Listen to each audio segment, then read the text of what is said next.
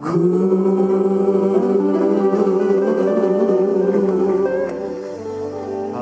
Tuhan. Engkau Tuhan yang baik bagi kami. Itu sebabnya kami ada sore hari ini, malam ini di tempat ini Tuhan. Saya percaya anugerah Tuhan yang membawa kami ke tempat ini. Saya percaya juga kami gak sedang membuang waktu kami. Kami sedang menukar segala kelemahan kami dengan kekuatan yang baru. Kami yang datang dengan sakit penyakit, kami tukar dengan kesembuhan dari Tuhan. Engkau ganti kemiskinan kami dengan kekayaan, bahkan kebodohan kami dengan hikmat Allah. Sehingga waktu kami kembali dari tempat ini kami gak sama lagi. Karena kami bertemu dengan Allah yang menciptakan kami dengan firman-Mu. Lewat roh-Mu Tuhan kami diberkati. Hati kami siap untuk diberkati. Yang cinta Tuhan dan siap diberkati oleh firman Tuhan. Katakan, amin. Silakan dulu saudara. Shalom. Siapa yang percaya ada Tuhan di tengah kita? Kalau ada Tuhan berarti ada mujizat Tuhan. Ada pertolongan Tuhan. Amin. Terima kasih untuk kesempatan untuk pimpinan jemaat tempat ini memberi saya kesempatan melayani firman Tuhan di malam ini. Saya akan khotbah judulnya zona ketidakmustahilan. Nanti saya akan jelaskan apa yang dimaksud zona ketidakmustahilan. Zona tentunya daerah, ketidakmustahilan adalah tempat di mana semua yang mustahil dalam hidup kita diubah jadi realita. Nah, jadi saya akan mulai dengan penjelasan realita. Saudara yang terkasih, realita, apa yang dimaksud dengan realita? Realita itu sesuatu yang kita lihat, sesuatu yang natural, fakta ilmiah, itu realita. Jadi realita sangat berdasar kepada sesuatu yang bisa kita lihat, bukan yang tidak kita lihat. Saya akan ulangi. Realita itu berdasar kepada sesuatu yang dapat kita lihat, bukan berdasar apa yang tidak kita lihat. Kalau hari ini mungkin Anda datang dengan sakit penyakit, dokter berkata nggak ada obatnya, itu realitanya. Itu terbukti dengan hukum, dengan prinsip, dengan formula, terlihat. Kalau mungkin Anda pulang ke rumah masih kontrak, ya kontrak di mana-mana, kerja kontrak, rumah kontrak, itu realita. Sesuatu yang terlihat, sesuatu yang fakta, sesuatu yang natural. Tetapi hari ini kita akan belajar bagaimana saudaraku, kita tidak hanya hidup dengan realita kita. Kenapa? Karena realita itu sangat terbatas, realita itu sangat sementara. Ya, ratusan tahun yang lalu, bayangkan saudaraku kalau 6.000 tahun peradaban manusia menurut Alkitab, 5.800 tahun peradaban manusia cuma mengenal moda transportasi darat, ya naik onta, naik gajah, naik keledai, jalan kaki, atau naik kapal, ya kalau lewat sungai atau lautan. Manusia tidak berpikir pindah ke pulau lain atau terbang ke tempat lain dengan menggunakan pesawat seperti yang kita gunakan sekarang. 5.800 tahun peradabannya seperti itu. Sampai Wright bersaudara menciptakan pesawat terbang. Nah, sebelum ada pesawat terbang, orang berkata gila kalau kita berpikir manusia bisa terbang. Realitanya saat itu adalah manusia tidak mungkin bisa terbang. Hanya bisa lewat kapal laut atau jalan di darat. Tapi ketika ada penemuan, maka apa yang mustahil jadi realita. Yang ngerti katakan amin. Jadi apapun yang dulu dikatakan mustahil, hari-hari ini jadi realita. Dulu waktu saya lulus SMA, long time ago in Bethlehem, ya kita nggak berpikir bahwa bisa bertemu lagi. Sehingga kalau lulus SMA itu peluk-pelukan dan berkata, kalau nggak ketemu di bumi ini kita akan ketemu di sorga, kalau nggak di neraka. Ya, kalau yang bandel ketemu di neraka, kira-kira seperti itu. Tapi kemudian kita kenal internet, sehingga kita dipertemukan kembali. Saya ingat ketika awal Facebook lagi ngetrend di Indonesia, berapa tahun yang lalu itu ya. Saya chatting dengan teman-teman saya, satu di Sydney, satu di Jerman, satu di Brasil, satu di Belanda. Nah saya di Jakarta. Kita ngobrol sama-sama, kita ketawa sama-sama karena teknologi mempertemukan semuanya. 16 bulan sekali teknologi hari ini akan menjadi sangat terbelakang 16 bulan ke depan. Artinya apa? Double. Saudaraku, ada percepatan terjadi. Sesuatu yang mustahil hari ini, mungkin setahun, 2 tahun ke depan akan jadi realita. Kalau orang berpikir, aduh macet di Jakarta, siapa yang bosan dengan kemacetan? Angkat tangannya. Tahukah saudaraku sudah banyak prototip Skycar, ya memang masih perlu diuji terus. Artinya gini, kalau Anda dari tempat ini mau pergi ke Ciputat ataupun ke Blok M, daerah macet, Anda nggak perlu takut, masuk mobil, Anda pencet destinasinya, maka mobil itu akan membawa Anda terbang sampai di tujuannya. Ke depan itu akan terjadi, ke depan itu menjadi sesuatu yang sangat biasa. Ya, saya baru selesai pameran, sampai besok Tech in Asia. Ya, saya diajak bergabung dengan bisnis aplikasi. Di situ ada 300 startup bisnis yang baru, orang-orang Indo. Ya. Saya dan teman salah satunya. Kita lihat di kiri kanan semua stand teknologi terbaru terkini hari-hari ini. Saudara yang terkasih, kita tinggal di zaman di mana apapun yang mustahil itu bisa diubah jadi realita. Dan siapa percaya bersama Tuhan, yang mustahil bisa jadi realita, angkat tangannya. Amin. Nah saudara yang terkasih, 2 Korintus pasal 4 ayat 18. Kita mulai dengan ayat ini. Ini yang nulis adalah Paulus. Sebab kami tidak perhatikan yang kelihatan, melainkan yang tidak kelihatan. Karena yang kelihatan sementara, katakan sementara. Apapun yang Anda lihat, saya lihat sementara. Pulpit ini, badan kita, teknologi ini, gedung ini sementara. Dan jangan kita hidup hanya yang memperhatikan yang kelihatan, kata Alkitab. Dilanjutkan, sedangkan yang tidak kelihatan adalah kekal. Katakan kekal. Jadi Alkitab berkata, apapun yang terjadi hari ini, yang realita diciptakan dari yang tidak terlihat. Nah masalahnya banyak orang menghabiskan hidupnya untuk sesuatu yang hanya nampak dan sementara. Ketika mereka lupa, yang gak terlihat jauh lebih nyata dan jauh lebih penting. Yang setuju katakan amin. Dan mari kita perhatikan satu ayat lagi yang penting. 1 Tesalonika pasal 5 ayat 23. Ini konfigurasi manusia ketika Allah ciptakan manusia. Dikatakan semoga Allah damai sejahtera menguduskan kamu seluruhnya. Dan semoga roh, katakan roh, jiwa, dan tubuh terpelihara sempurna. Saudaraku ini jangan dibalik-balik. Alkitab berkata roh, jiwa, dan tubuh. Karena bagi Tuhan yang paling penting adalah roh, jiwa, dan tubuh. Nah dosa ketidakmengertian membuat kita lebih pentingkan tubuh, jiwa, dan roh. Ada banyak bahkan orang gak hidup rohnya, bahkan mengabaikan perkara rohani. Mereka sibuk dengan jiwanya, belajar itu penting. Kita jadi orang yang paling pintar, amin. Kita apresiasi seni, budaya untuk menyegarkan jiwa kita, hobi dan sebagainya. Kita gym, kita makan yang teratur, kita disiplinkan tubuh kita, itu perkara tubuh, enggak salah. Tapi masalahnya banyak orang tidak investasi masalah rohani. Tapi saya percaya Bapak Ibu Saudara hadir di tempat ini karena perlunya perkara rohani. Itu sebabnya Anda duduk di tempat ini. Yang ngerti kan amin. Saudaraku semoga roh kita, jiwa kita, tubuh kita terpelihara sempurna menjelang kedatangan Tuhan Yesus yang kedua kali. Jadi realita kita adalah batas kita. Ikuti setelah saya. Realita saya adalah batas saya. Apapun yang Anda bisa lihat hari ini, kondisi keuanganmu, pekerjaanmu, pelayananmu itu adalah batas Anda. Dan berita baiknya adalah Tuhan gak pernah membatasi realita Anda. Allah gak pernah ingin membatasi saudara untuk punya mimpi yang besar. Saya seorang pemimpi. Hal yang paling saya suka adalah bertemu dengan para pemimpi. You attract who you are. Kalau Anda seorang pemimpi, Anda akan bertemu dengan para pemimpi. Amin. Dalam hal pelayanan, dalam hal pekerjaan, dalam hal apapun. Nah saudara yang terkasih, kita akan belajar satu tokoh. Saya senang karena di bulan November, gak kerasa udah mau masuk Desember ya. Gak kerasa kita udah Natalan lagi, tahun baruan, bentar lagi Paskah lagi. Cepat banget. Nah karena kita menjelang bulan Desember, saya suka untuk mengangkat satu cerita yang biasanya dihotbahkan di hari Natal. Tapi dari sini kita belajar bagaimana mengubah semua yang mustahil dalam hidup ini jadi realita. Yang mau angkat tangannya. Lukas pasal 1 ayat 26 kita lihat ceritanya. Seorang tokoh yang sangat muda namanya Maria, perempuan. Ya, di Alkitab di zaman itu perempuan itu gak dianggap, ya, gak dihitung. Kenapa Tuhan angkat cerita ini? Saya percaya ini mengajarkan banyak hal, pewahyuan yang kita bisa terapkan dalam hidup kita. Seorang yang masih muda, usianya sekitar 14 sampai 16 tahun. Para penafsir Alkitab memperkirakan usia Maria. Jangan marah sama saya, di zaman itu perempuan-perempuan menikah di usia sekitar 18 tahun, 17 sampai 18 tahun. Jadi Maria sangat muda. Lukas 1 ayat 26 dikatakan, dalam bulan yang ke-6 Allah menyuruh malaikat Gabriel pergi ke sebuah kota Galilea bernama Nazaret. Ayat 27, kepada seorang perawan yang bertunangan dengan seorang bernama Yusuf dari keluarga Daud. Nama perawan itu Maria. Ketika malaikat itu masuk ke rumah Maria, dia berkata, salam hai engkau yang dikaruniai, Tuhan menyertai engkau. Maria terkejut mendengar perkataan itu, lalu bertanya dalam hatinya, apa arti salam itu? Kata malaikat, jangan takut, hai Maria, engkau beroleh kasih karunia di hadapan Allah. Engkau akan mengandung dan melahirkan seorang anak laki-laki, hendaklah engkau namai dia Yesus. Dia akan jadi besar, disebut anak Allah yang Maha Tinggi. Tuhan Allah akan mengaruniakan kepadanya tahta Daud, bapa leluhurnya. Dia akan jadi raja atas kaum keturunan Yakub sampai selama-lamanya. Kerajaannya tidak akan berkesudahan. Kata Maria kepada malaikat, bagaimana hal itu mungkin terjadi? Aku belum bersuami.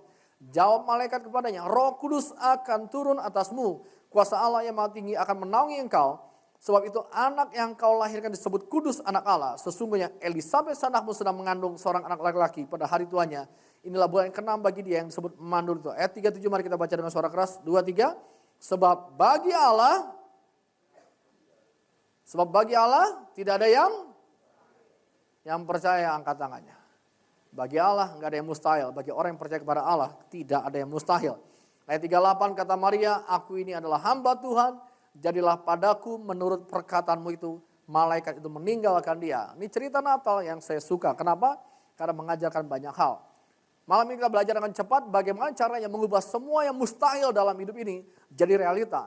Ketika orang berkata, kamu siapa kamu? Tapi kita nggak perlu sakit hati, kita nggak perlu kecewa. Kita akan buktikan bersama Tuhan, Tuhan nggak ada yang mustahil dalam hidup ini. Amin. Yang pertama pelajarannya dari cerita ini adalah milikilah iman. Katakan iman. Orang benar akan hidup oleh karena imannya. Tapi secara khusus malam ini saya akan angkat iman itu luas Bapak Saudara. Iman kepada Allah, iman kepada orang tua, iman kepada para pemimpin. Tapi juga iman terhadap diri sendiri. Mari kita lihat ayat 28 yang sudah kita baca tadi. Ketika malaikat masuk ke rumah Maria dia berkata, salam hai engkau yang dikaruniai Tuhan menyertai engkau.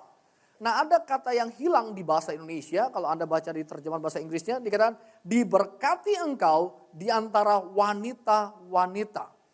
Jadi saudaraku ini kata yang penting. Maria hari itu hidup dengan jutaan perempuan lainnya yang sebaya dengan dia di seluruh muka bumi. Tapi kenapa Tuhan pilih Maria? Itulah kedaulatan Tuhan. Dikatakan diberkati engkau di antara wanita-wanita. Saya percaya hari ini. Diberkatilah engkau bapak-bapak di antara jutaan bapak-bapak yang ada di kota ini. Diberkatilah ibu-ibu, engkau bisa duduk dengar firman Allah. Ketika ada banyak orang di luar sana tidak berkesempatan untuk dengar firman Tuhan. Bukan karena kita lebih baik, tapi karena anugerah Tuhan kita bisa mengenal Tuhan. Yang setuju katakan amin. Ya beberapa bulan yang lalu saya reuni SMA di kota Bandung. Biasanya kalau reuni gitu yang ditunggu adalah yang paling pintar, yang paling terkenal sama yang paling bandel. Kebetulan saya bukan yang paling pintar dan kebetulan saya bukan yang paling kaya atau terkenal. Nah yang ketiga saya yang paling bandel di sekolah saya. Mereka berharap untuk saya tetap datang. Kenapa? Karena mereka ingin lihat saksi hidup bahwa hari ini saya masih hidup. Dia bilang, Leo kok bisa kamu masih hidup? Saya bilang anugerah Tuhan. Tapi waktu saya renungkan kalau kita masih hidup hari ini kenal Tuhan bukan karena kita lebih baik dari orang lain. Amin. Nah saudaraku yang terkasih.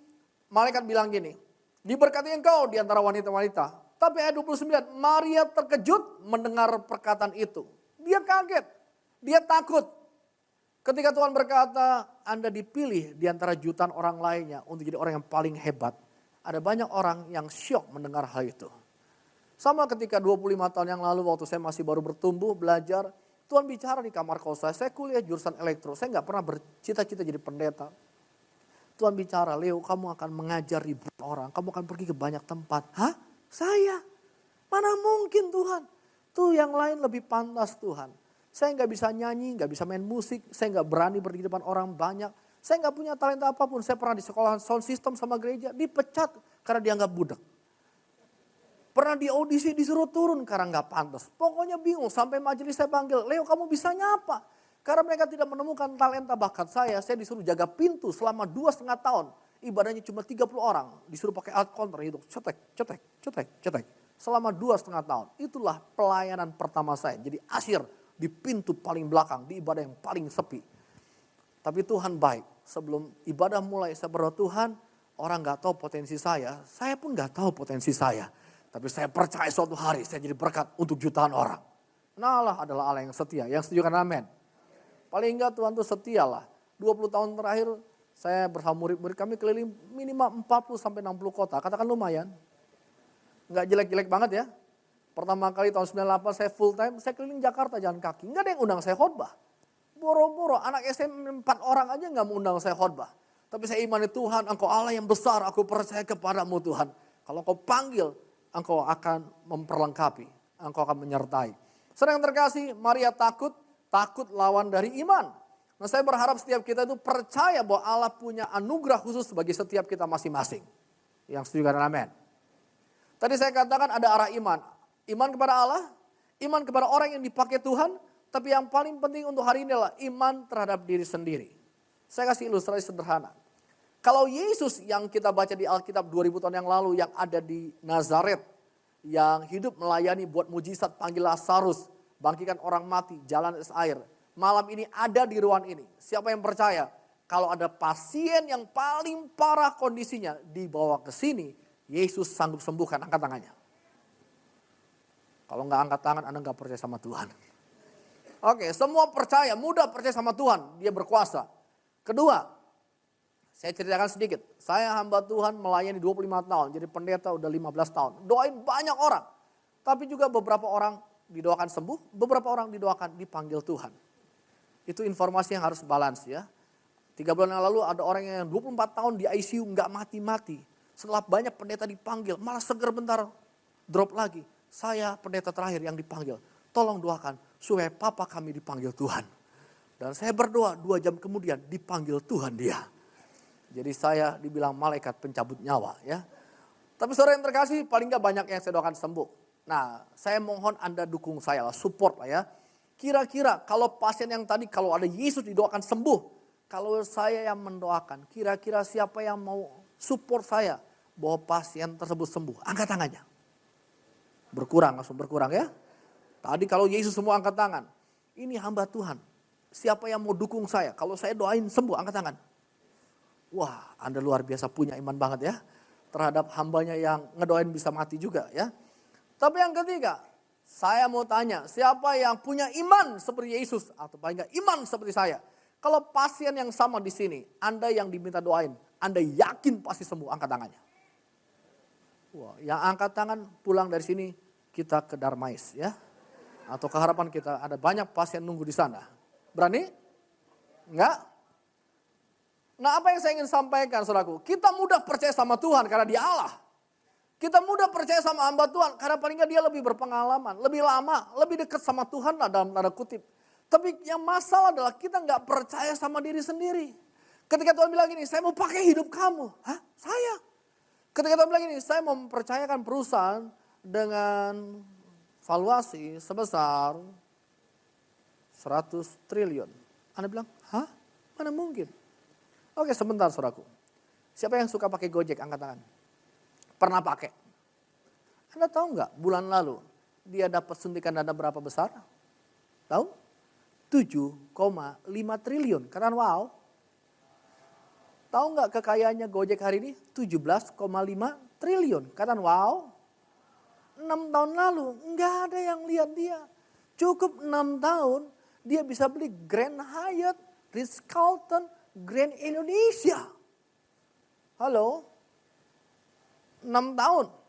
Ya. Jadi kenapa saya nggak angkat ini? Karena orang-orang seperti ini, ya saya nggak membahas soal imannya. Mereka percaya, bisa kok. I can do all things. Saya bisa. Nah saudara yang terkasih, masalahnya banyak orang itu kurang pede. Saya punya rumus sederhana tentang iman terhadap diri sendiri. Yaitu identitas. Katakan identitas. Apa yang saya percayai membentuk identitas saya dan identitas saya menghasilkan hidup saya. Ikuti setelah saya. Apa yang saya percayai membentuk identitas saya. Identitas saya menghasilkan hidup saya. Nah hidup itu punya banyak produk akhirnya. Kesehatan, keluarga, anak, hubungan, pelayanan. Kalau Anda percaya bahwa Anda dipakai Tuhan, diurapi Tuhan, maka hasil akhirnya saudara akan lihat berbeda. Dibandingkan ketika Anda berkata, iya sih tapi kan saya kurang pinter, saya kan orang biasa. Kalau kita nggak bisa menghargai diri sendiri, kalau kita nggak percaya sama diri sendiri, siapa mau percaya kepada Anda? Yang ngerti kata amin. Kalau kita menilai diri kita rendah, jangan harap orang lain menilai Anda tinggi. Amin. Jadi pastikan, nah kita ini nggak sombong. Ada yang bilang gini, orang itu sombong. Dia ngomong sombong karena nggak tahu firman Tuhan. Apa yang kita percayai haruslah selaras dengan firman Allah. Jadi apapun yang Tuhan katakan kepada Anda harus berkata amin kepada firman Allah. Karena kita berkata Anda anak raja, dia segala raja, dia menciptakan langit bumi. Reinhard Bonnke berkata firman Allah di mulut Allah sama berkuasanya dengan firman Allah di mulut Anda. Amin. Jadi waktu Tuhan berfirman jadilah alam semesta. Anda dan saya sebagai anaknya diberikan hak yang sama menciptakan masa depan. Kayaknya Anda kurang yakin. Jadi realitas sekarang Anda dan saya masih mungkin, aduh saya masih ngontrak, anak saya sakit, kondisi seperti ini. Itu realita. Tapi kalau engkau percaya, aku anak raja, dia raja di segala raja, dia Bapa yang baik. Dia Allah yang menyembuhkan, dia Allah yang memberkati. Dia menerobos di depanku, dia membuka jalan. Enggak ada yang mustahil bersama Tuhan. Kalau engkau percaya apa yang firman Allah katakan tentang dirimu, maka identitas saudara jadi identitas yang selaras dengan firman Allah. Maka hidup kita akan nikmati apa yang kata firman Allah. Yang ngerti kadang amin. Jadi waktu Maria dia takut, mereka berkata jangan takut. Engkau beroleh kasih karunia. Ini bukan karena keluarga kita, ini kasih karunia Allah yang bekerja dalam hidup kita. Yang setuju kan amin. 3 bulan yang lalu, saya ini pendeta 15 tahun. Kerja saya khotbah, mengajar, menggembalakan, konseling. Tapi saya bilang, Tuhan, I can do all things. All things. Segala sesuatu. 3 bulan yang lalu saya diajak beberapa teman untuk menggodok bisnis aplikasi. Saya bilang, ya saya pernah kuliah elektro, tapi long time ago lah. Udah lama banget, udah lupa. Tapi diajak. Singkat cerita, selesai. Minggu lalu launching, 40 media, TV, koran. Dan saya jadi jubirnya. Jadi saya harus berhadapan dengan semua pertanyaan tentang IT-nya, marketingnya, lain sebagainya. Diliput di banyak koran. Dan orang tanya, gimana persiapannya? Saya bilang gini, seperti persiapan saya siapkan firman Tuhan, demikianlah persiapan saya untuk siapkan presentasi. Dan apa yang membuat saya itu yakin? I can do all things. All things. Dan hari ini kami pameran, bertemu dengan investor-investor asing. Saudaraku, saya berdoa Tuhan, harusnya anak Tuhan lebih beriman dari pemilik Gojek. Yang ngerti kan amin? Anda kurang yakin kayaknya. Amin saudaraku? Ada percepatan terjadi. Jadi nggak hanya di area pelayanan, di area pekerjaan, di area bisnis. Kalau kita percaya Allah kita dahsyat, Allah yang menolong kita. Bukan karena kita. Ini nggak tergantung sumber daya kita. Ini tergantung sumber daya dia. Amin? Bayangkan kalau kita punya anak, dia lihat kita, Papa bisa tolong saya enggak? Betapa tersinggungnya hati kita. Papa bisa kasih makan saya enggak? Bapak bisa sekolahkan saya enggak? Aduh, nah kurang ajar lu ya. Bapak kita di surga yang ciptakan semuanya. Nah, kita bilang, ternak di gunung dia yang punya. Ikan di laut dia yang miliki. Emas dia yang punya. Tapi kita berkata, itu kan kata Alkitab. Harusnya kita percaya. Jadi yang pertama, kalau kita ingin melihat yang mustahil jadi realita adalah milikilah iman. Nah malam ini saya angkat milikilah iman bahwa Allah itu memilih Anda. Yang setuju kan amin. Allah siap mengurapi hidupmu. Dan saya percaya pengurapan gak hanya berlaku dalam pelayanan. Ya saya butuh pelayanan sebagai hamba Tuhan. Tapi pengurapan juga dibutuhkan ketika Anda di marketplace. Ketika saya berdiri menghadapi semua pertanyaan-pertanyaan. Malamnya saya berdoa, Tuhan urapanmu Tuhan turun dalam hidupku Tuhan. Seperti engkau mengurapi waktu altar call di KKR Tuhan. Urapi hidup saya ketika ada wartawan, ada orang yang bertanya, ada investor bertanya. Saya bisa jawab tepat seperti yang mereka harapkan dan seperti itulah yang harusnya terjadi. Saya berdoa malam-malam. Ya, pengurapan itu gak hanya dibutuhkan di stage dalam pelayanan. Pengurapan dibutuhkan di area Anda bekerja. Yang ngerti kan amin? Anak saya dianugerahi Tuhan otak yang cerdas. Dia bisa main keyboard, dia suka nyanyi, dance, dia jago Photoshop, dia suka movie. Dia artnya sangat kuat. Tapi dia juara fisika, matematika, kimia, bahasa Indonesia. 1 bulan dia menang 3 perlombaan. 1 bulan lalu. Hari ini lagi perlombaan matematika se-Jakarta. Hampir tiap bulan dia lomba matematika, fisika, biologi, bahasa Inggris, debat bahasa Indonesia. Dia ikon di sekolahnya. Dia ketua OSIS di Penabur juga. Dan orang tanya, apa rahasianya? Rahasianya setiap pagi saya bilang gini, nah kamu adalah anak raja. Nah Bapak kamu yang di surga, ini Bapakmu terbatas. Bapakmu yang di surga yang punya segala hikmat akan diberikan hikmat dalam hidupmu. Saya doakan setiap hari tumbangin tangan sebelum dia pergi sekolah. Dia baca Alkitab, dia penuh Roh Kudus, dia bahasa roh. Saya bilang, nah waktu ujian banyak berdoa bahasa roh. Otakmu akan lancar. Saya tumpangin tangan. Saudaraku, Anda diurapi, anak-anak kita harus diurapi. Amin. Enggak hanya jago di kandang di gereja. Ya kita harus jadi orang yang hebat di gereja Tuhan. Tapi saya bilang gini, kita harus hebat di luar sana. Kita harus berprestasi dalam pekerjaan, dalam pendidikan kita. Jadi yang punya anak, jangan kutuki anak kita. lepaskan berkat buat keturunan kita. Dan harusnya generasi di bawah kita jauh lebih hebat dari generasi kita. Yang setuju kan amin. Yang kedua, dengan cepat, mengandung hal rohani. Katakan mengandung. Ayat 31 dikatakan sesungguhnya engkau akan mengandung. Jadi pesan Tuhan untuk Maria tapi juga untuk setiap kita. Maria mengandung dari Roh Kudus. Saya percaya hubungan intim kita dan Roh Allah akan menghasilkan sesuatu yang dahsyat. Amin. Saya nggak percaya orang yang penuh Roh Tuhan, orang yang punya hubungan akrab sama Tuhan jadi orang yang biasa-biasa. Mustahil lah. Kita bergaul sama Roh Allah. Dia maha guru. Dia mengajar kita. Dia menuntun kita. Nggak mungkin kita biasa-biasa. Jadi kalau bilang, ya saya kan orang biasa. Hei, kita orang biasa tapi Roh Tuhan dalam hidup kita luar biasa. Saya nggak bisa ngerti, saya gagal mengerti. Kalau orang yang penuh Roh Tuhan, hidupnya biasa-biasa, bisnisnya biasa-biasa. Bahkan pelayanannya biasa-biasa. Saya agak nggak bisa ngerti. Karena Alkitab berkata, waktu Roh Tuhan turun atas Maria, maka dia mengandung sesuatu yang dahsyat. Ya, hanya perempuan yang punya rahim secara fisik. Tapi saya percaya setiap kita pria wanita yang masih hidup angkat tangannya. Waktu Roh Tuhan menguasai hidup kita, ada sesuatu yang dahsyat dalam hidup kita. Ada kandungan rohani. Dengar baik-baik, Allah taruh perusahaan dengan omset miliaran US dollar di kandungan rohani Anda. Tapi beberapa orang agak bingung untuk percaya. Emang bisa? Mana mungkin? Dia berpikir ini bukan kita, ini pekerjaan Tuhan. Terus saya cerita waktu saya masih muda, masih kuliah.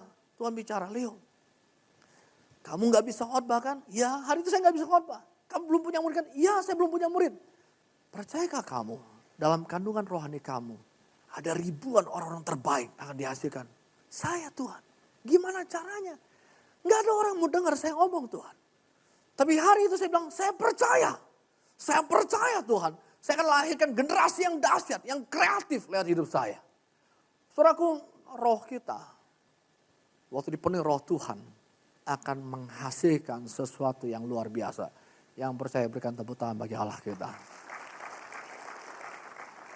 Jadi bergaul intim sama Tuhan. Saya punya banyak pekerjaan hari ini. Tapi yang gak akan pernah saya tinggalkan dalam melayani Tuhan. Waktu orang tanya kenapa saya suka melayani Tuhan. Waktu saya melayani Tuhan, saya bersentuhan sama pengurapan Tuhan. Saya bersentuhan sama atmosfer surgawi. Saya gak lagi buang waktu saya sedang menukar segala kelemahan saya dengan kekuatan dari Tuhan. Kebodohan Tuhan tukar dengan hikmat Allah.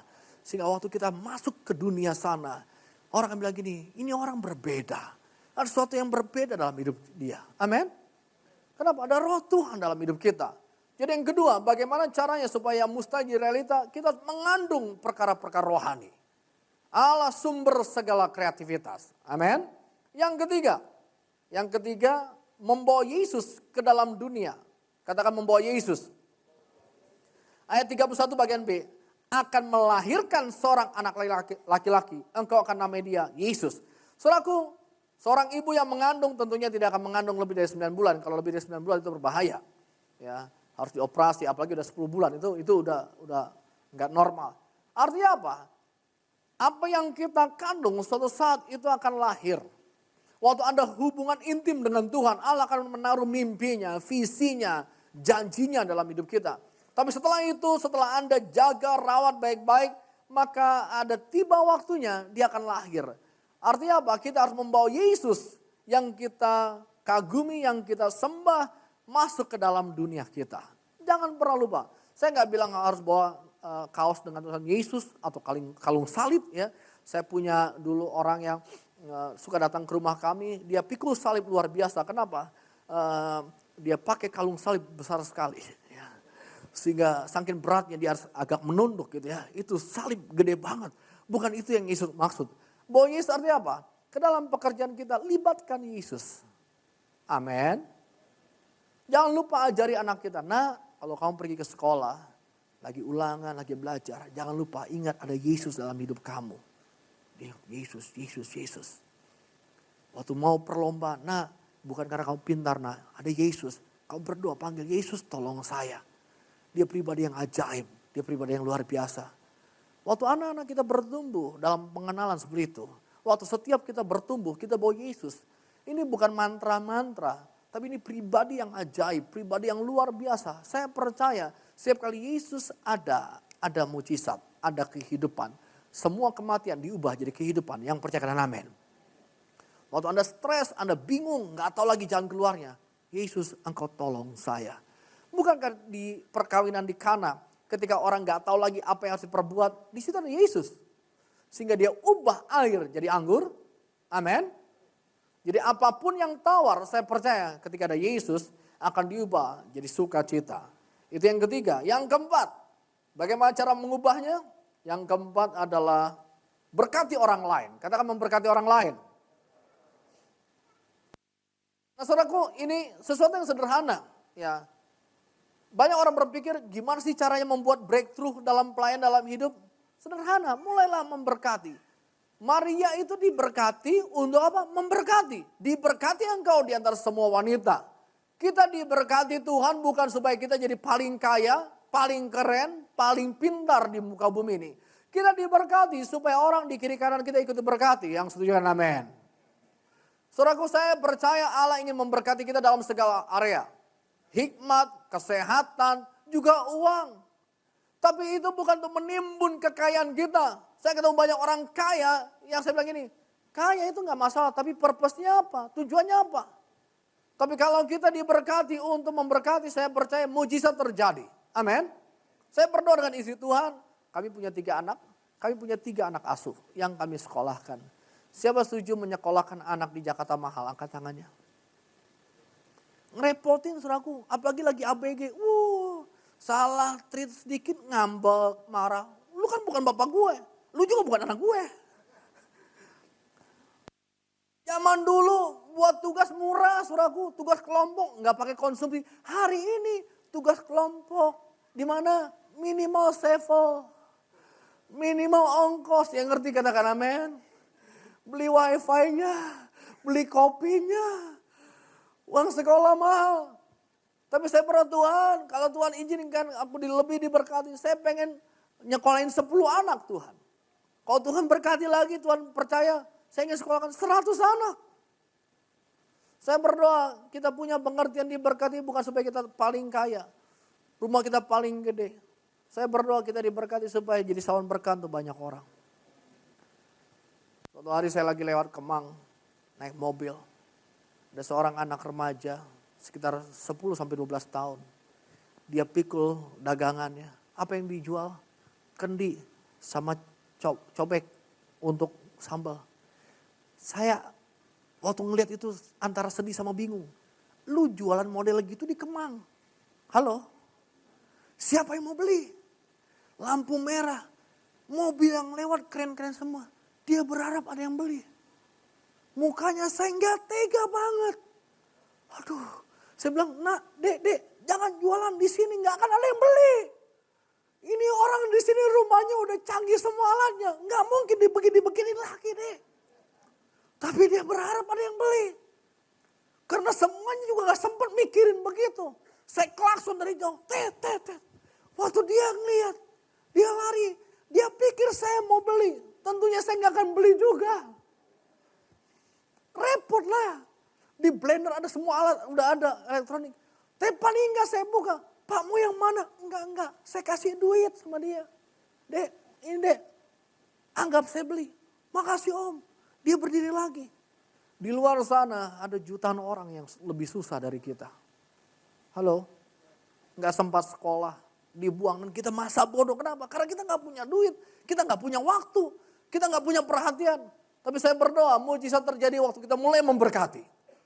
Amin. Nggak usah rumit-rumit lah. Nanti kalau sudah kaya. Enggak. Yang bisa kita lakukan hari ini apa? Berkati tetanggamu. Saya punya tetangga suatu hari miskin banget. Udah sakit hampir mati. Nangis sekeluarga di situ. Saya dikasih tahu. Tahu nggak yang di rumah situ? Kenapa? Udah sekarat. Nggak dibawa ke rumah sakit. Loh kenapa nggak dibawa? Nggak ada ongkos. Naik bajai aja nggak bisa dibawa ke puskesmas. Waktu saya dengar itu, bawa ke rumah sakit. Ntar saya susul di sana. Dibawa ke rumah sakit 2 hari kemudian meninggal. Udah ngurus rumah sakit, tambah meninggal lagi. Kuburannya, petinya, lain sebagainya. Saudaraku, mungkin orang Jakarta bilang gini, udahlah udah banyak urusan, ngapain nambah urusan? Tapi mujizat terjadi waktu kita mulai memberkati. Yang setuju amin. Jangan hitung-hitungan sama Tuhan. Dan jangan hitung-hitungan sama orang di kiri kanan kita. Saya percaya hal yang paling sederhana kita bisa lakukan. Kasih selamat untuk yang ulang tahun. Selamat ulang tahun, Tuhan berkati. Anda bisa kasih ayat, itu udah memberkati orang lain. Hei, mungkin ada orang mau bunuh diri di luar sana. Waktu ayat Anda berikan, nyawanya selamat. Saya bersuka cita, ada satu keluarga di Surabaya hari ini, diberkati Tuhan. Tapi saya ingat 3 tahun yang lalu, waktu saya KKR di Kupang, malam-malam jam 12 malam, waktu orang ngantri setelah KKR minta didoakan, ada satu orang yang Tuhan kasih saya kata hikmat, kalau kamu gak ngaku mati kamu. Hah? Saya juga takut ngomong kayak gitu, dia kaget, dia minta didoakan pekerjaannya, bukan untuk dikatakan mati. Tapi saya punya keyakinan, ada sesuatu yang mengintai kamu, kamu mau dibunuh kan? Kok Pak Pendeta tahu? Saya gak tahu Tuhan bicara di roh saya. Sehingga cerita dilayani, pelepasan dan lain sebagainya. Hari ini dia masih hidup. Nah saudaraku, yang mau ngebunuh dia mati. Pejabat, ya ada masalah. Artinya apa? Tuhan itu Tuhan yang luar biasa. Waktu kita mulai memberkati dengan hal yang bisa kita lakukan, maka yang mustahil jadi realita. Amin. Berikutnya dengan cepat, lakukan dengan rela. Katakan rela. Nah saya nggak mau yang bombastis, sesuatu yang bisa dilakukan. Kerelaan itu memberikan kita energi. Seorang ibu yang pulang kerja seharian, anaknya sakit, kok bisa ya gendong anaknya sampai pagi? Jangan anak tetangga, benar ya? Kalau anak tetangga baru 1 jam digendong, udah pegel semuanya. Kalau anak kita sampai pagi kuat. Kerelaan memberikan kita energi. Waktu Maria diberikan informasi, engkau akan mengandung ayat 38. Aku inilah hamba Tuhan, jadilah padaku menurut perkataanmu. Dia rela menanggung resikonya. Itu yang sedang dikerjakan oleh Pak Gubernur kita. Rela menanggung konsekuensinya. Saudara yang terkasih, kerelaan memberi kita energi. Kerelaan memberi kita strategi. Kerelaan memberi kita itu kemampuan. Ada banyak kali kita berkata, saya nggak bisa. Waktu Anda rela, Allah memberi kemampuan. Yang setuju amin. Jadi dalam pelayanan ketika diberikan tugas yang baru, kamu tugasnya ini, oh tapi saya bukan seperti itu, saya nggak pernah. Lakukan dengan rela.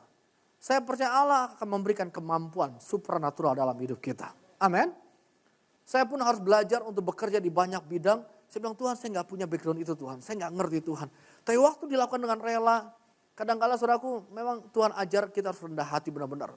Dibego-begoin, lu gini aja nggak ngerti. Banyak orang itu nggak diberkati karena sombong. Kalau kita nggak ngerti, biarin aja diomongin apa. Jangan diterima. Dengar apa kata Tuhan yang setuju amin. Kita nggak minder karena bilang, lu gini aja nggak ngerti. Tolong ajarin saya. Allah kita adalah Allah yang baik. Dia akan kasih guru-guru terbaik dalam hidup kita. Amin. Orang yang memperlengkapi kita. Lakukan dan rela. Dan kerelaan memberi kita berkat-berkat ilahi. Yesaya 1 ayat 18 bahasa Indonesia yang dibaca di rumah. Kalau kamu menurut dan mau mendengar. Tapi bahasa Inggrisnya lebih tepat. If you are willing and obedient, you shall eat the good of the land, the best from the land. Waktu kita rela dan taat, berkat yang terbaik kota ini akan jadi bagian kita. Yang setuju kata amin. Yang terbaik di Jakarta bukan untuk orang fasik. Yang terbaik untuk orang di kiri kananmu. Coba kasih tahu kiri kanannya, itu untuk kamu dan saya. Tanah terbaik, produk terbaik, kekayaan terbaik, pelayanan terbaik untuk orang yang rela dan taat. Jangan seret kaki kita untuk melakukan segala sesuatu. Lakukan dengan sukacita. Amin. Saya bangun setiap hari jam 4 pagi. Saya baru tidur jam 12 malam. 4 jam satu hari saya tidur, istirahat. Tuhan kasih saya kekuatan ekstra. Saya nggak pernah sakit, nggak minum suplemen. Saya bangun dengan sukacita. Saya berdoa, Tuhan hari ini hari yang dijadikan Tuhan. Saya mulai aktivitas jam 5 pagi. Setelah saya berdoa, saya mulai aktivitas jam 5 pagi. Dan nanti selesai jam 12 malam. Nah saudaraku, lakukan dengan rela. Kadang-kala lakukan sesuatu, ini bukan level saya. Emang kenapa? Gak ada masalah, selama kita lakukan untuk Tuhan, katakan untuk Tuhan. Nanti Tuhan gantikan dengan apa? Dengan pengertian, dengan pengetahuan, dengan skill, dengan akses, dengan kesempatan. Jadi lakukanlah dengan rela. 5 menit lagi saya akan selesaikan. Yang keenam, lakukan perubahan, katakan lakukan perubahan. Tentunya seorang yang hamil, ya mengandung, itu berubah semuanya. Selera makan, yang suka dandan jadi gak suka dandan. Yang suka ikan jadi nggak suka ikan. Ada banyak perubahan. Fisiknya, ya, bajunya. Ada banyak perubahan-perubahan. Nah banyak kali orang itu pengen ada breakthrough dalam hidupnya. Pengen mujizat terjadi. Tapi nggak pernah mau lakukan perubahan. Kita nggak mungkin dapat hasil yang berbeda dengan cara yang sama. Yang ngerti kata amin? Kalau Anda dan saya ingin perubahan, ingin sesuatu yang berbeda, buatlah perubahan. Kalau kita bosan dengan gaji yang seperti ini terus. 10 koma satu bulan, tanggal 10 koma. Wah enak ya gaji lu 10 ya, 10 gue cuma 5, tanggal 5 udah koma. Ada yang 20 koma, tanggal 20 koma, 10 hari ngutang. Saya percaya adalah kehendak Allah untuk setiap kita itu dipelihara dan hari lepas hari. Amin. Ada mujizat setiap hari. Tapi kalau ingin perubahan, kalau ingin sesuatu yang lebih baik, buat perubahan. Perubahan apa? Persembahannya diubah. Semangat kerjanya diubah. Gua nggak digaji, cuma thank you doang. Ngapain gua kerja? Ini kan bukan job desk gua. Kerjakan, bahkan itu mungkin bukan bagian Anda dengan sukacita. Yang gaji kita bukan bos kita, yang gaji kita Allah kita. Amin. Anda nggak setuju kayaknya? Setuju?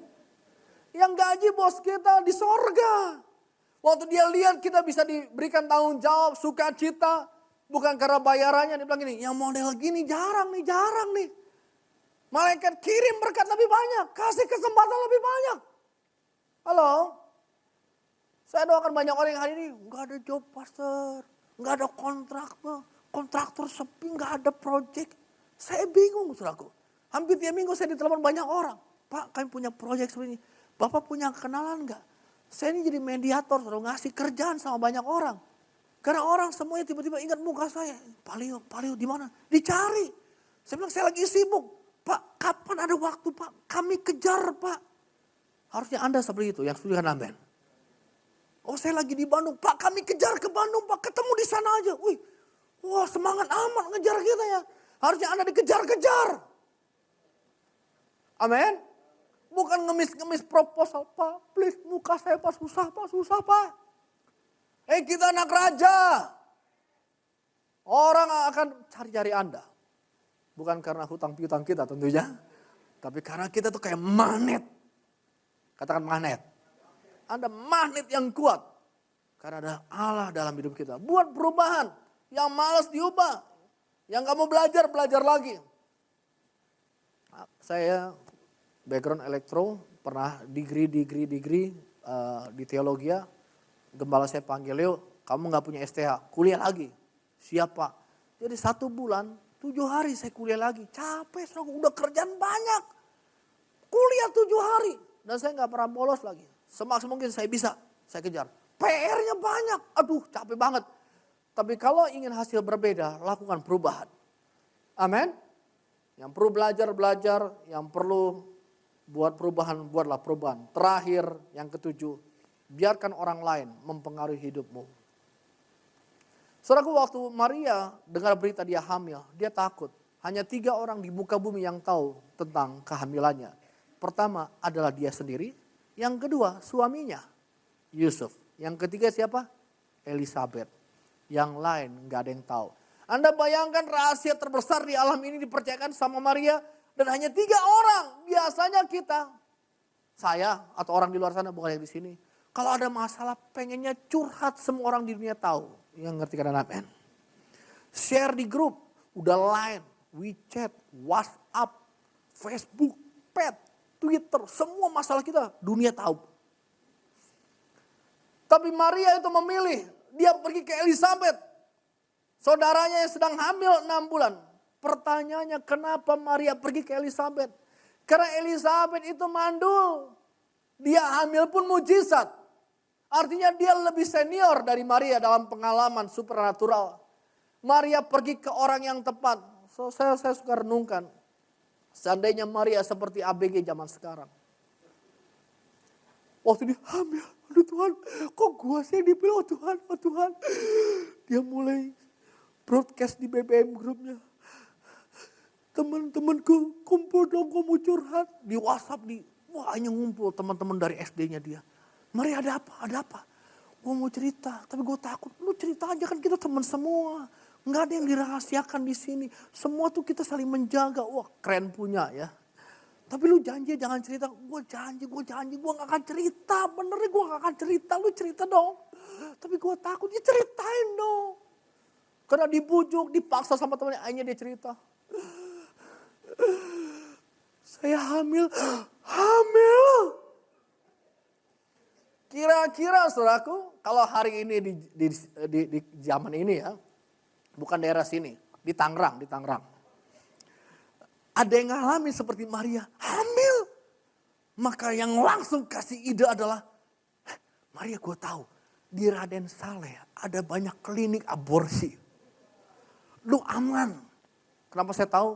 Saya gereja lama di daerah sana. Itu maklarnya sepanjang jalan saudaraku. Hamil, aborsi. Maka mungkin kalau sampai Maria punya teman seperti itu, kita nggak rayakan Natal. Kita rayakan Hari Aborsi Nasional. Internasional malah ya. Juru selamat nggak jadi datang. Kenapa? Dia aborsi. Tapi dia pergi ke orang yang tepat, Elizabeth. Waktu Elizabeth dari jauh ngeliat Maria, diberkatilah engkau di antara semua wanita. Siapa aku sampai ibu Tuhanku datang mengunjungi aku. Maria tuh takut banget. Tapi waktu dia dengar, ada Elizabeth yang bilang gini, diberkati aku di antara semua wanita. Dia ingat apa kata malaikat. Masih ingat? Konfirmasi dari malaikat yang katakan, diulangi oleh Elizabeth. Dan dia bilang gini, siapa aku sampai ibu Tuhanku mengunjungi aku.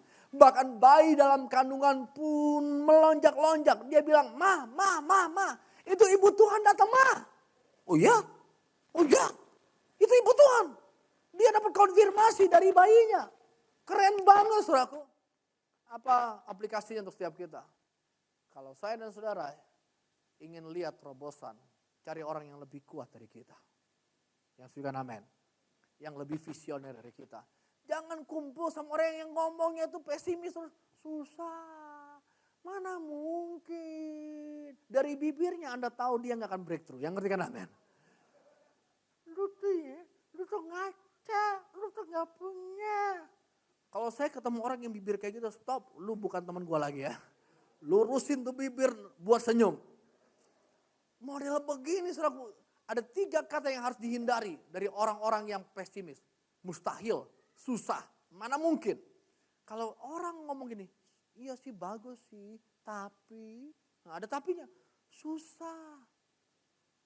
Ingat, iya sih bagus tapi ya mustahil lah. Mana mungkin. Yang model ini 3 kata ini hindari, katakan hindari.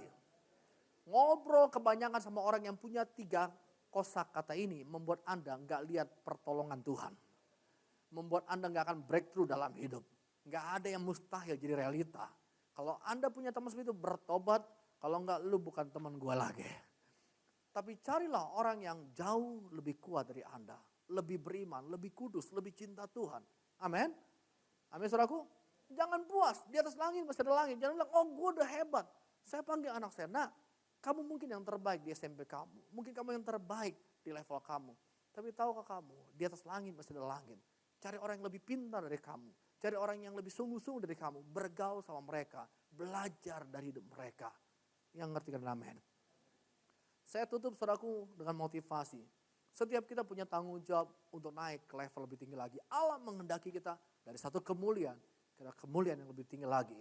Tapi kadang kala kita terlalu ngawang-ngawang. Tuhan kan gak kelihatan. Tuhan kasih orang-orang di atas hidup kita. Tuhan kasih orang-orang datang dalam hidup kita untuk memperlengkapi kita, melatih kita. Berdoa, Tuhan, orang-orang baik datang dalam hidupku. Orang-orang yang berusaha jauh dari hidupku. Yang setuju kan amin. Maka Tuhan adalah Tuhan yang mendengar doa kita. Dia kirim kepada Anda orang-orang yang jenius, orang-orang yang cinta Tuhan, orang-orang yang penuh pengurapan Tuhan, orang-orang yang punya visi jauh ke depan. Nah saya percaya hidup kita gak akan sama lagi. Dan naik ke level lebih tinggi lagi. Naik ke level lebih tinggi lagi. Naik ke level lebih tinggi lagi. Yang suka amin. Hari ini saya lagi belajar. Waktu saya ngeliat presentasi dari orang-orang yang jauh lebih senior. Di bidang teknologi IT lah. Saya ini pemula banget. Wah. Mereka masih muda-muda. Mereka sebenarnya orang-orang biasa yang punya mimpi. Mereka belum tentu orang Kristen. Mereka belum tentu penuh Roh Kudus. Tapi saya berdoa, Tuhan, Engkau akan kirim orang terbaik yang mengajar hidup kita. Bukankah kita belajar matematika? Enggak semua guru kita penuh Roh Kudus yang ketika amin. Bukankah kita belajar pelajaran-pelajaran kita? Enggak semua orang, tapi Tuhan pakai mereka untuk membuat kita mencapai rencana Allah yang sempurna. Doa saya, enggak ada yang mustahil dalam hidup kita. Bahkan dalam minggu-minggu ke depan menjelang Natal, berdoa, Tuhan kalau ada keluargaku yang belum kenal Tuhan, enggak ada yang mustahil. Kalau dia berkata, Tuhan keluarga saya udah porak-poranda, pecah belah. Saya di WhatsApp terus, Pak tolong doakan. Keluarga saya udah kayak piring Pak, tersebar pecah belah Pak. Saya bilang gini, Tuhan adalah Tuhan yang bisa mengumpulkan semua yang tercerai-berai. Yang setuju amin. Pak saya udah dikejar-kejar Pak, udah gak bisa bayar Pak, gagal bayar Pak. Ini udah mau dipidana Pak. Saya bilang Tuhan adalah Tuhan yang sanggup buat mujizat. Gak ada yang mustahil. Yang setuju katakan amin. Tundukkan kepala kita berdoa. Haleluya. Syukuri ararabahanda kararabahanda kararabah. Mari Bapak Saudara, kita mau responi firman Allah. Berapa banyak yang hadir malam ini. Realita yang kau hadapi membuat engkau patah semangat. Mungkin itu masalah kesehatan. Dokter berkata nggak ada obat. Mungkin itu masalah hubungan. Engkau berkata suami saya, istri saya, anak saya, kakak saya. Kami nggak mungkin diperdamaikan kembali.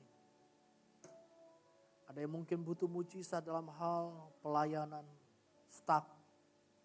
Saudara nggak tahu lagi buat apa. Ada yang mungkin bergumul dalam bisnisnya. Seakan-akan pintu terbuat dari besi yang tidak terbuka lagi.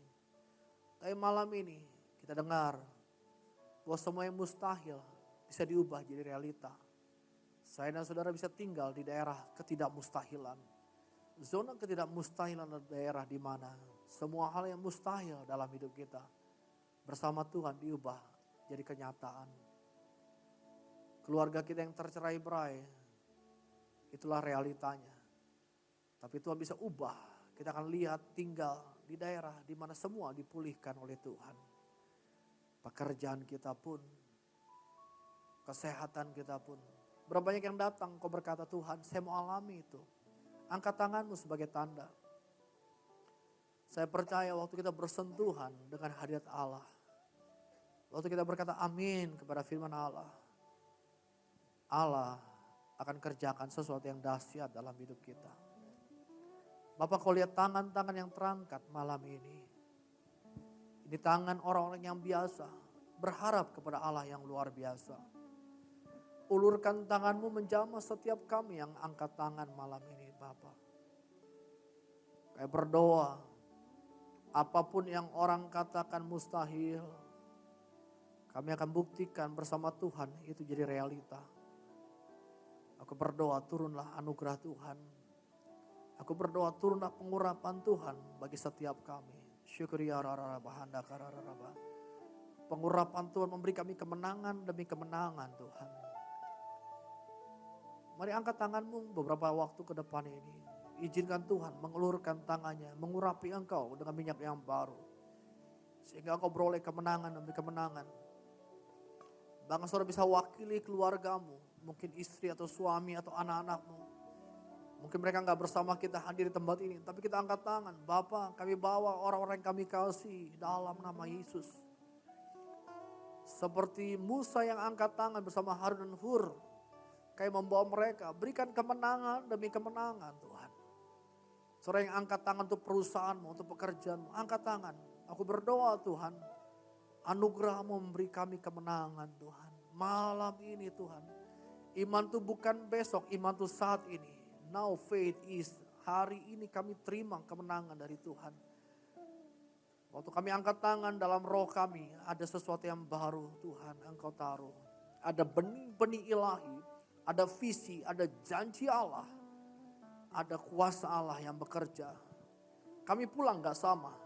Karena dalam kandungan rohani kami. Engkau taruh sesuatu yang dahsyat. Materaikanlah firman-Mu, gak ada yang kembali sia-sia. Di dalam nama Yesus. Yang diberkati Tuhan katakan, Berikan tepuk tangan bagi Allah kita. Haleluya.